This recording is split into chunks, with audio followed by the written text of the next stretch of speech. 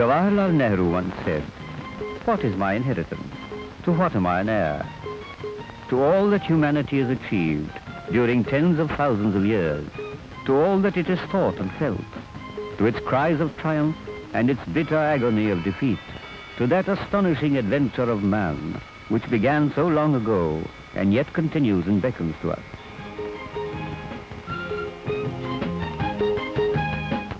The inheritance of the past has been preserved for us by the enterprise of a few dedicated individuals. One such man was Mir Yusuf Ali Khan, Salar Jung III. Born in 1889, he was the doyen of an ancient family of Hyderabad.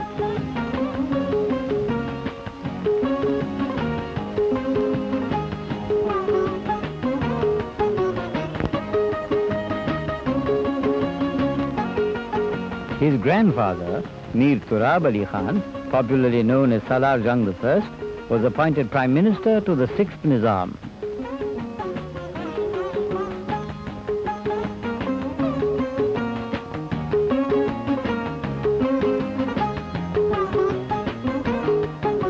After his death in 1882, his son, Mir Layak Ali Khan, Salar Jung II, also served as Prime Minister. He died in 1889, leaving behind a 10-day-old son, Mir Yusuf Ali Khan. This child grew up under the personal care of the last Nizam, Mir Usman Ali Khan. It was a childhood filled with fantasy and toy soldiers.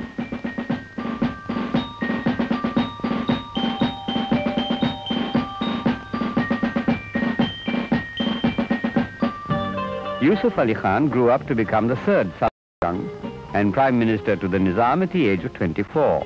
However, he relinquished the post in November of 1914 and devoted the rest of his life to the cause of art and literature. When he died, he left behind perhaps the largest private collection of art in the world. To perpetuate the memory of this great connoisseur and to preserve his priceless treasure for posterity, the Salar Jung Museum was established in 1951. It is administered by the Salar Jung Museum Board under the Government of India. The museum has a founders gallery which provides intimate glimpses of the life and times of the Salar Jung family through a wealth of personal effects, family heirlooms, gifts and mementos.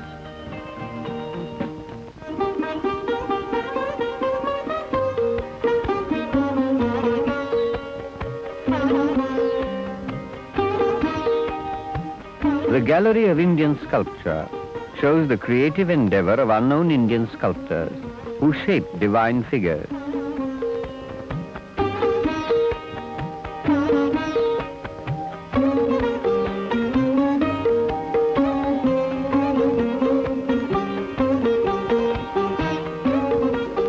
The Gupta kings were famous for their patronage of sculptors, as were the South Indian dynasties of the Pallavas, Cholas, and the Kakatiyas.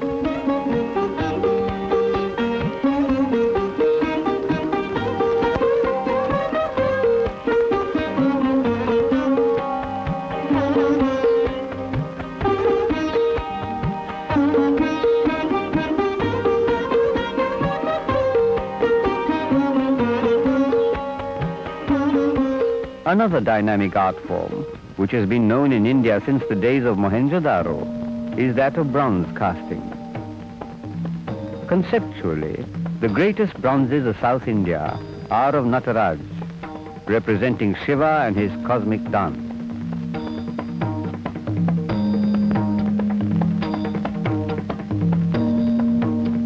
The Pallava, Chola and the Vijayanagar emperors also adorn their temples with magnificent bronzes.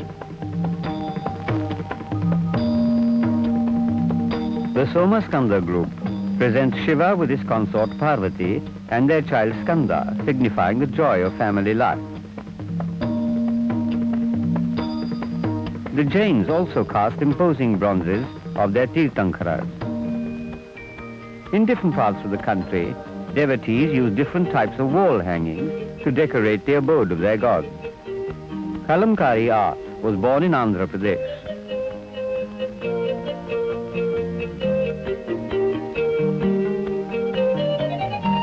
The Pichwai, yet another form of cloth painting, was used to provide a backdrop to the image of the deity by the followers of Srinathji.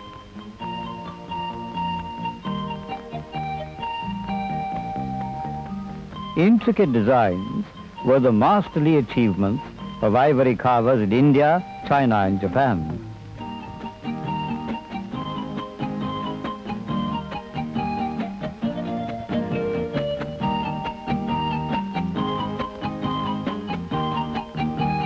An early creation depicts a couple representing the Nayak period, as depicted in the Ramayana, Lakshman cutting the nose of Surpanakha. Ivory chairs presented by Louis XVI to Tipu Sultan. The smooth surface of ivory was used by the painters of the Mughal period.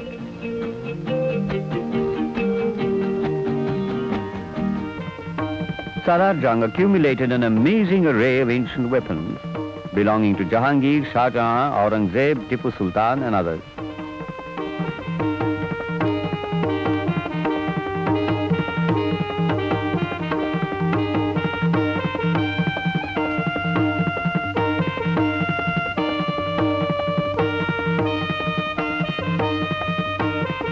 We move from the deadly to the beautiful, the magical world of jade.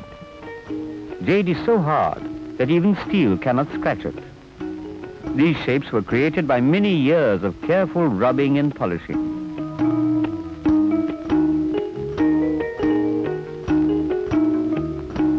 The Chinese were the first to use jade. The art then spread to Turkestan, Persia and India.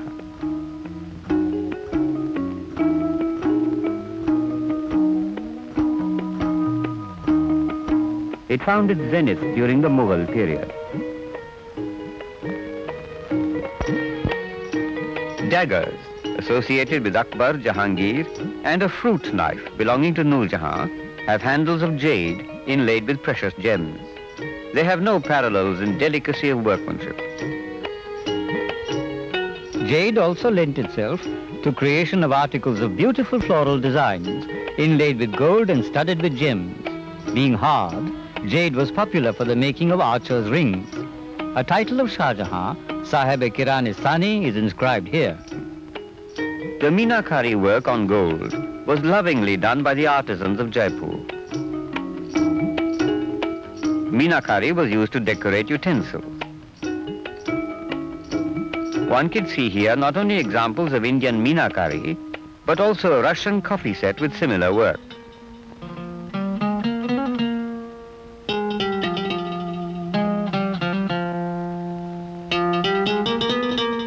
The Salar Jung Museum has a remarkable collection of metalware. There are outstanding creations in bidri ware, produced from an alloy of 5 metals and worked with silver thread.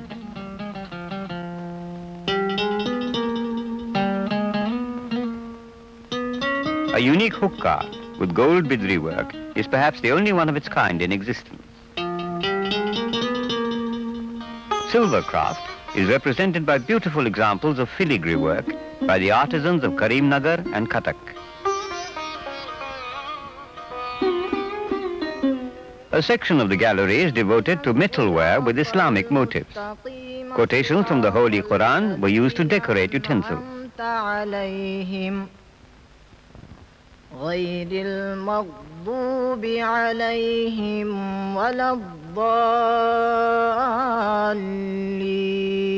The adaptability of Indian craftsmen in Mughal times is evident from the creation of glassware, a craft which came from medieval Europe.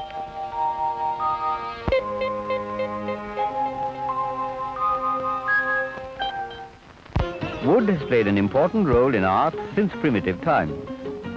Kashmir is famous for its intricate designs on walnut.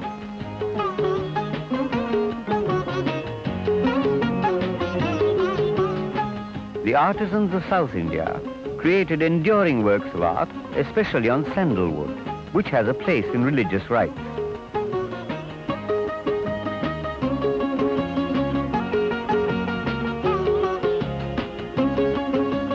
Salar Jung's collection of textiles represents a panoramic view of the rich variety of Indian fabrics.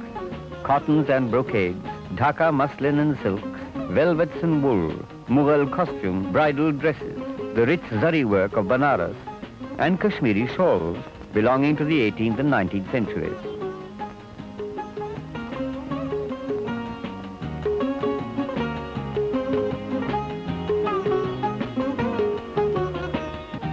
The museum has a fabulous collection of silk and woolen carpets.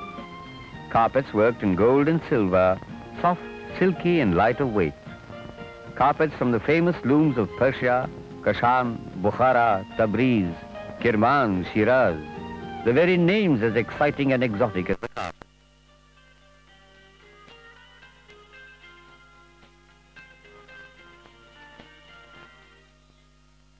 It is a truism that the fine arts reflect the history and life of a people.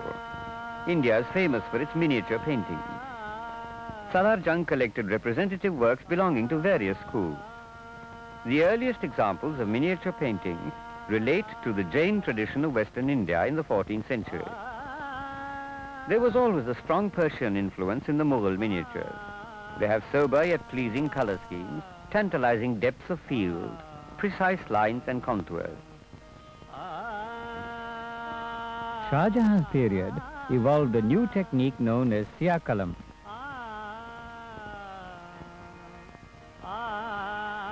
The paintings of the Deccan retained the elegance of the Mughal schools, but their line, rhythm and colors were different.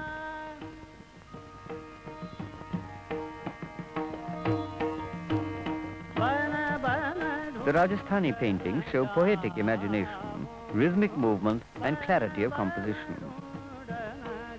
An important theme was the Ragmala, the garland of different musical moods. Most popular was the Krishna Leela, Lord Krishna, Radha and the milkmaid. Rajput miniatures moved along the pilgrim routes to the hills of Basholi and Kangra. This Pahari school developed its own lyrical style in the depiction of epics and folklore.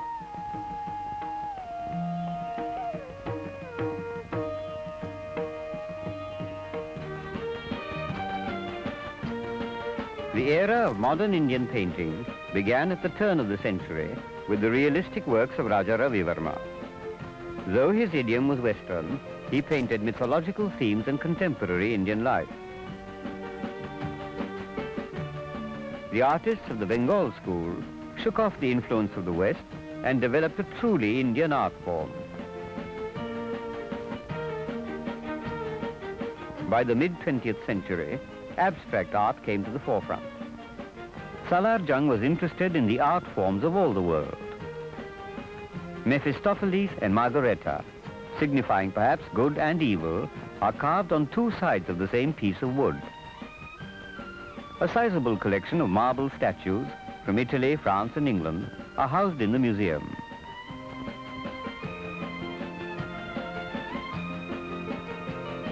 Cleopatra, the work of Barioni.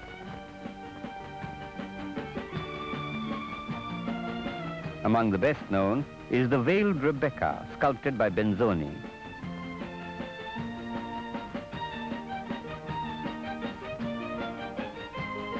The collection of European paintings contain interesting watercolors and oil paintings by British, French, Italian and Dutch artists.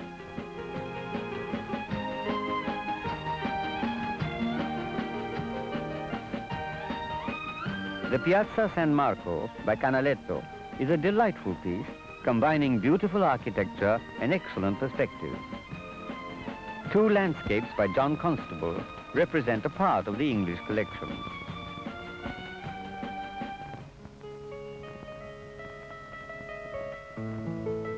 The museum has an excellent collection of porcelain. Sèvres, in France, was a famous center for European porcelain.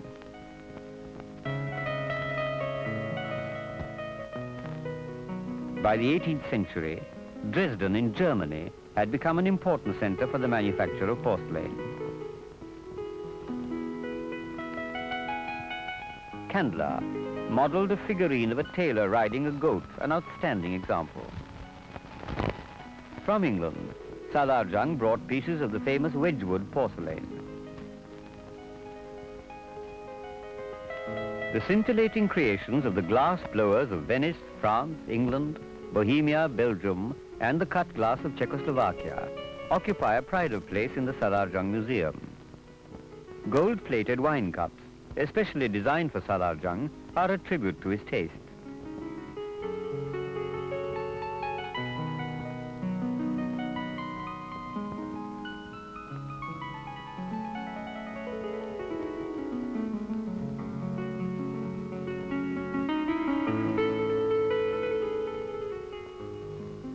The news of Salar Jung's passionate love for art had spread far and wide. His palace was forever thronged with art dealers from all corners of the world. It was perhaps from one of them that he obtained copies and originals of some prized pieces of period furniture from France and England.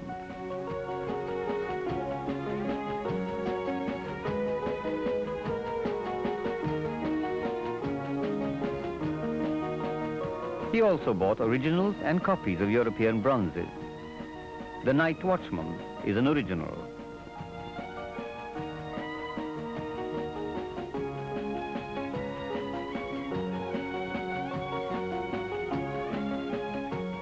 The most impressive copy is of a boy picking a thorn, after an anonymous Greek sculpture of the 2nd century BC. The ancient civilization of China also has much to offer the viewer. The rulers of the Sung and Ming dynasties patronized the production of porcelain and celadon ware as early as the 12th century.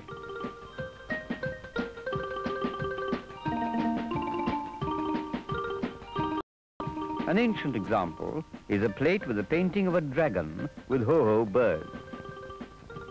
The most remarkable exhibits from China are the snuff bottles.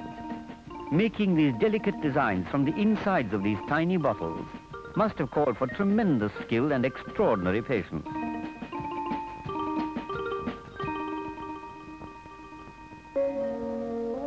Chinese bronzes reflect the influence of Buddhism.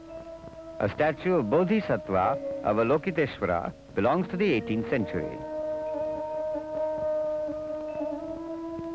This tangka, or wall hanging from Tibet, provides a fitting backdrop to the image of Lord Buddha. The Chinese craftsmen were also famous for their lacquer work and the inlaying of wooden furniture.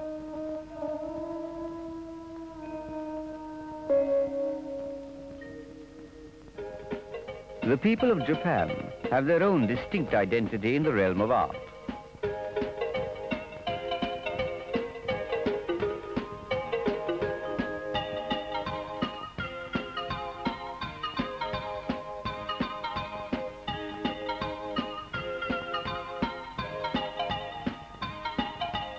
Salar Jung's impressive collection of Japanese art objects includes imari and satsuma porcelain, bowls and vases, beautifully decorated. Japan has no elephants, but their carvers used ivory to design fine scabbards and handles for samurai swords. The needlework from Japan is fascinating.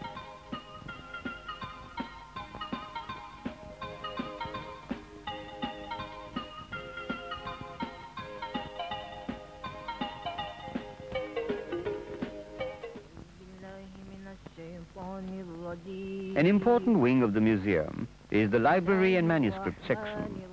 It is a treasure house of rare manuscripts and books in various languages. The Quran, written by Yaqub al-Mustasmi in the Naqsh style, is autographed by Jahangir, Shah Jahan and Aurangzeb. There are illuminated Qurans and manuscripts by many master calligraphists. They are illustrated by artists of rare talent.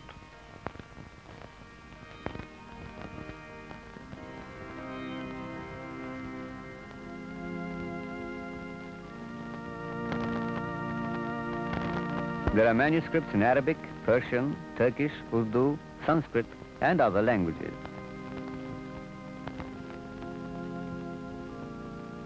They cover a wide field of poetry, history, and philosophy.